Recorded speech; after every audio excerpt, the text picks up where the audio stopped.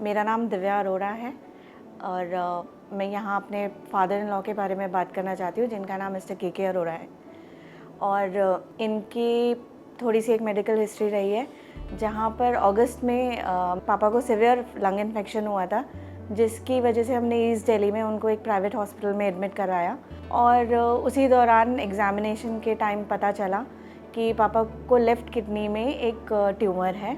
तो जब हमें ये डाउट हुआ कि ये मैलिग्नेंसी हो सकती है, तो फिर हमने यहाँ मैक्स वैशाली में आए हम यहाँ पे डॉक्टर हर्षित गर्ग को और उनकी टीम को कांटेक्ट किया। मिस्टर अरोड़ा जी हमारे पास आए तो हमने इनका पूरा एवेल्युएशन किया, सीटी स्कैन किया, पेट किया, ब्लड टेस्ट किया। तो जब सारी चीज़ देखी कि ये शुगर है, बीपी है, इनका लंग्स भी वीक है, कार्डियक रिजर्व भी कमज़ोर था, रैप्डोमायोलिसिस की बीमारी भी थी, तो हमने कहा कि ऐसे केस में हमें लेफ़्ट किडनी पूरा निकालना एक आसान काम होता है, तो हमें वो करना चाहिए। और हम सोचा वो रोबोटिकली आराम से हो जाना चाहिए, तो इसे बड़ा चीरा ही बच जाता, तो मसल्स का जो ब्रेकडाउन है वो भी कम होता। थोड़ी प्रॉब्लम लग रही थी। पहले तो यही सोचा गया था कि रेडिकल किया जाएगा, दैट इज़ रेडिकल सर्जरी होगी, पर दूसरी किडनी भी इतना कंफर्टेबल फंक्शन नहीं कर रही थी, जिसकी वजह से उन्होंने पार्शियल सर्जरी डिसाइड की। हमारे पास 2-3 चैलेंजेस थे जब भी हम केस कर रहे थे। पहला कि काफ़ी एंडोफिटिक ट्यूमर था, जिसमें कि टोटल नेफ्रेक्टमी नॉर्मली करते हैं, रेडिकल सर्जरी, लेकिन हमें पार्शियल करना था।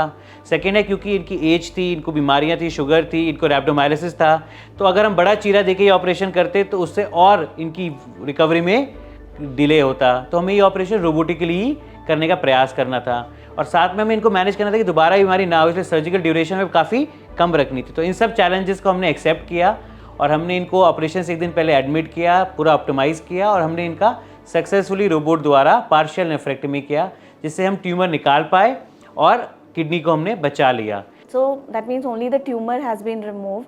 वो ट्यूमर जो काफ़ी अंदर तक था, जिसकी वजह से वो रेडिकल करना चाहते थे, पर वो उन्होंने पार्शियल सर्जरी करके सिर्फ ट्यूमर निकाला।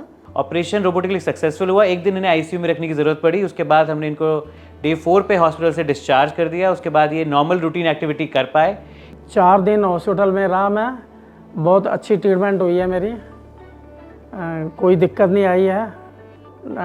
डॉक्टर साहब ने बड़ा कोऑपरेट किया है मेरे साथ, तो इसलिए मैं इस टाइम बिल्कुल ठीक हूँ, कोई दिक्कत नहीं है मेरे को। हमें बहुत अच्छा एक्सपीरियंस रहा डॉक्टर के साथ। हम जब भी कोई भी क्वेरी रही है, any time of the day he was available.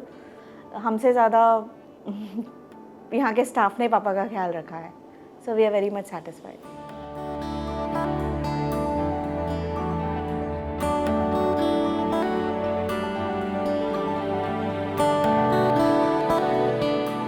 Subscribe to our YouTube channel and press the bell icon to get the latest healthcare updates.